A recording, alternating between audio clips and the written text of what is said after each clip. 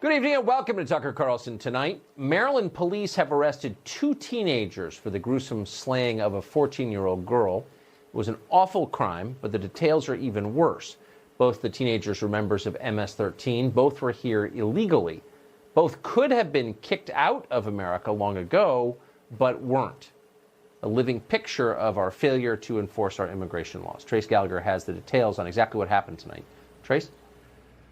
And Tucker, the evidence shows this murder could have been prevented numerous times. Prosecutors say 16-year-old Josue Fuentes Ponce and 17-year-old Joel Escobar, both suspected of being MS-13 members, were so afraid that a 14-year-old girl would rat them out for a recent burglary, they made the girl take off her clothes and attacked her with a machete. Her mutilated body was found this month in a creek bed. But last year, Prince George's County, Maryland, had both Fuentes, Ponce, and Escobar in custody for attempted murder in a separate case. Immigration and Customs Enforcement, or ICE, issued an immigration detainer, but because of the county's sanctuary policy, it defied the request. ICE says, quote, these individuals had demonstrated violent criminal behavior before, and because they were released in spite of the lawful detainer, they were afforded an opportunity to take a life. Authorities from Prince George's County are trying to pass the buck, saying they transferred the suspects to a state youth detention center. Problem is, the 2014 Department of Corrections policy mandates that county jails notify ICE regarding any transfer so that ICE can track down the criminals. Escobar came to the U.S. in 2016 as an unaccompanied minor. Fuentes Ponce came with a surge of families in 2015. None of this is news to you, Tucker, because you were in El Salvador in 2017 and saw firsthand how dangerous and ruthless MS-13 can be. Last week, after being diagnosed with the flu, a 16-year-old migrant died in Border Patrol custody. Case got a lot of media attention, and those who want stricter immigration controls wonder if the brutal killing of the 14-year-old will get as much attention. So far, the answer is no. Tucker.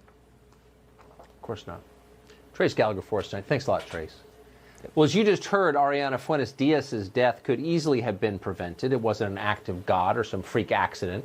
It wasn't even a random crime, the kind that inevitably occurs in a country as big as ours is. No, her death was the product of a deliberate policy. Our leadership class has decided to downplay the threat of MS-13. Why? Because Trump attacked MS-13. Therefore, in the demented zero-sum calculation of permanent Washington, MS-13 must be virtuous. The enemy of Donald Trump must be my friend. That's how they think. It all started almost exactly a year ago when the president said this. So when the MS-13 comes in, when the other gang members come into our country, I refer to them as animals. And guess what? I always will. Keep in mind, MS-13's motto is kill, rape, control. They routinely torture and murder high school students. They bring drugs across the border and into our neighborhoods. They're the deadliest criminal gang in America. And yet, once Trump attacked them, the left decided that worrying about MS-13 was a greater threat to our values than the gang itself. Anyone who criticized MS-13 was denounced as racist, if not a tool of Putin. They said as much out loud, including on this show. The traditional Democratic Party, the one that represented blue-collar America, would have been baffled by this. Working-class people of all colors are always the biggest victims of crime. If you want to protect them, don't side with criminals. That was something that Democrats, including a young Joe Biden, once understood intuitively, but no longer. Today, criticizing MS-13 would mean asking questions about the party's orthodoxy on immigration. It would expose Nancy Pelosi's absurd lie that every single immigrant is impressive and must be allowed to stay in the country, no questions asked. Nobody on the left wants to talk about any of this, so instead they just defended MS-13. He basically seems to assume that everybody is part of MS-13. Very strange to hear the President of the United States speak in such dehumanizing terms. Is it appropriate for a president to ever call anyone an animal, even if they are sadistic gang members? Yeah, I think that's something to watch out for. The history of political leaders dehumanizing opponents, even criminals, and using animal metaphors is a dangerous one. That is not something that we should accept from an American president. I do think there's a serious problem with the president dehumanizing any group of people in the United States, even if they are hardened criminals. Got that? Saying rude things about MS-13 is a, quote, serious problem. Unlike, say, abortion up to the moment of birth, which is liberation and not a problem at all. That's Nancy Pelosi's position. Pelosi considers late-term abortion as wholesome as a 4th of July picnic, but criticizes Central American gang member with a face tattoo, and she will give you a long lecture about God. We're all God's children. There's a spark of divinity in every person on earth. And so when the President of the United States says about undocumented immigrants, these aren't people, these are animals, you have to wonder, does he not believe in the spark of divinity, the dignity and worth of every person? Every day that you think you've seen it all, along comes another manifestation of why their policies are so inhumane. That's today's lecture on Christianity from Nancy Pelosi. The media, of course, dutifully amplified Pelosi's message. She's their boss. That's their job. Vox.com produced an entire video designed to explain that actually MS-13 members are just like your kids.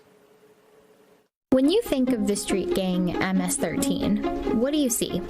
Maybe something like this, or this. But what if I told you the typical MS-13 gang member in the U.S. actually looks like one of these young men on Facebook? The MS-13 members that I've been following are working after-school jobs. They're living with their parents. They get around Long Island on bicycles. There's no indication that we're seeing a bigger surge of MS-13 than we'd seen in the past. When the revolution finally ends, when this era, this moment, whatever we're in right now, when it finally ends, that video you just saw from Vox.com will be worth watching, a period piece. We're going to look at that and say, it's hard to believe that that's real, but it is real. That kind of propaganda where powerful people are lying right to your face again and again and again. It happens a lot. And it would be pretty funny, actually, if the stakes were lower, but they're not low, they're high. The left defends MS-13 because they can't acknowledge a downside to the open borders they've given us. Once we start talking about all of this, who knows where it might end. So instead, they lecture us about dignity while high school kids get murdered. And for them, that's a small price to pay. Andrew Arthur is a Maryland resident. He's also a former immigration judge and a resident fellow in law and policy at the Center for Immigration Studies, and he joins us tonight. Andrew, thanks very much for coming on.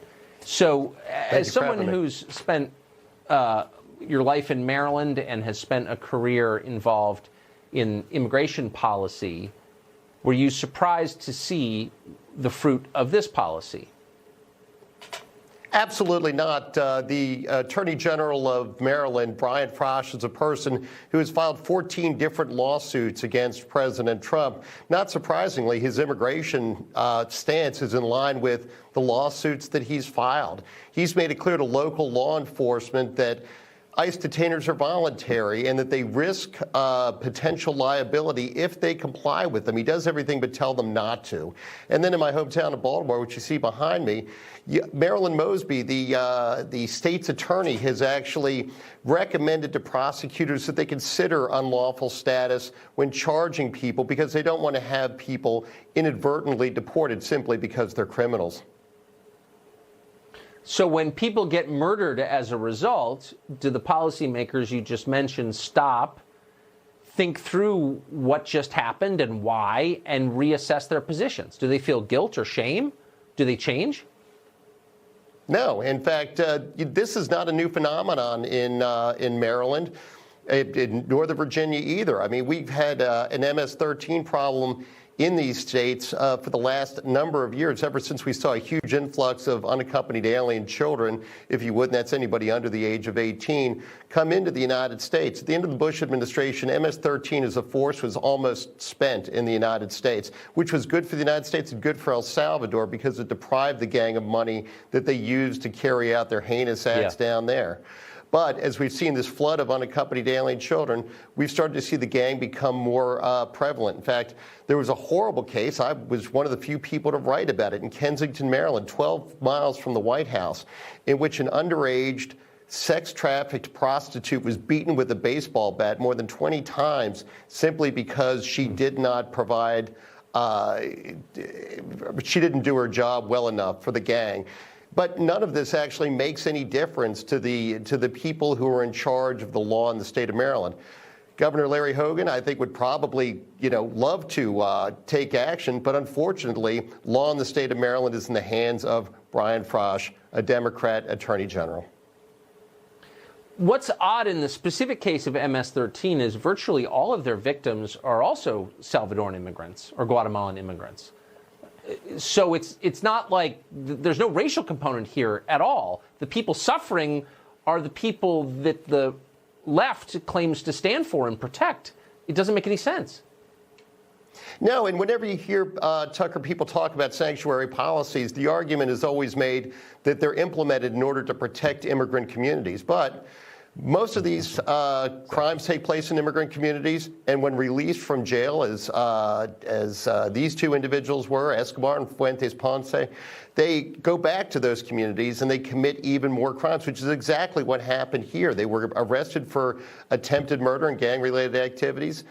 Escobar got 10 months in juvenile facility for a conspiracy to commit murder, and then he was released. We don't even know what happened to Fuentes Ponce, who, by the way, is actually in the United States illegally. He's under a final order of removal. The family that he came to the United States with never showed up for court. So neither of these gentlemen should have been in the United States to commit any crime whatsoever. They shouldn't have been in the United States to begin with, but they certainly shouldn't have been in the United States to commit any crime, certainly not one as heinous as this. And unfortunately, the machete is the weapon of choice of MS-13. It's disgusting. I'd like to follow up on this story as we learn more. I hope you'll come back. Andrew, thanks very much for that. Good to see you tonight. Thank you for having me.